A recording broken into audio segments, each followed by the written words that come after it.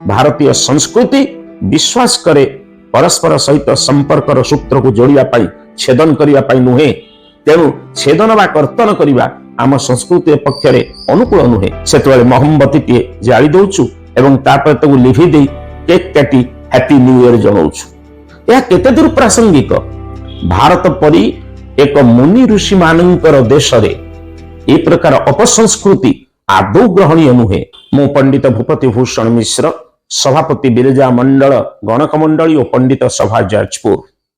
आज आमर आलोचनार विषय होछि जन्मदिन रे केक काटिबा केते ठीक आउ केते भूल।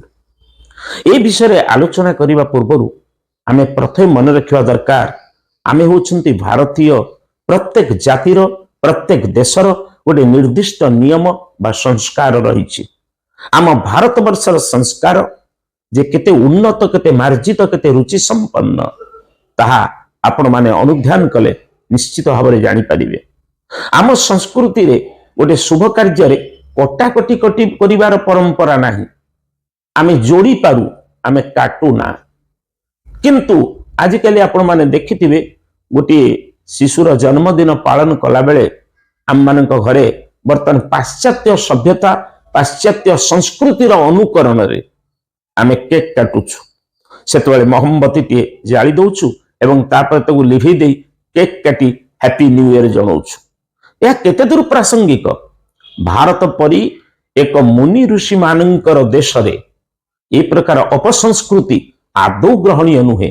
मो विचार रे काटिबा एक शुभ कार्यर लक्षण नुहे बरं जोड़िबा एक शुभ कार्यर लक्षण।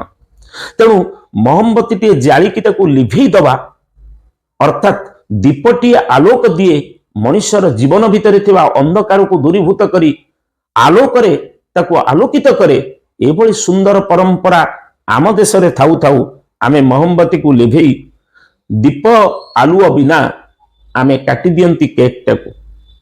यह कौन आमर संस्कृति ना कदापि नुहे। आमर भारतीय संस्कृति कौनसी शुभ कार्य रे कर्तन बा छेदन बा काटिबा को ग्रहण करंती नाही। तेणु केक जो माने काटुछंती तांकर आनंद पाई हुएत से माने यह करि थाई पारंती किंतु मु कहिबी यह आम संस्कृतिर घोर विरोधी।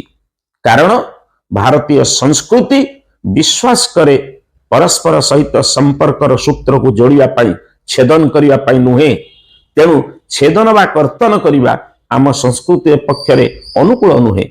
निवेदन करिबी प्रत्येक सनातन धर्मी भारतीय मानंकु अंतत एभली पाश्चात्य संस्कृतिर प्रभाव ठारू दूर रही निजर बलिष्ठ संस्कृति अनुसारे सेदिन जन्मदिन रे निजर इष्ट देवता को पूजा करंतु निजर नवजात शिशुटी को इष्ट देवता पाद पद्म रे अर्पण करी तार शुभ मनासंतु दीपटी जाली देई एवं शुभ घंट शंख ध्वनि माध्यम रे एवं ताहा करिबा द्वारा गोटे पिलार मन उपरे यथेष्ट प्रभाव पड़े एवं से एक संस्कारित जीवन नवा पाई संकल्प ग्रहण करिथाए।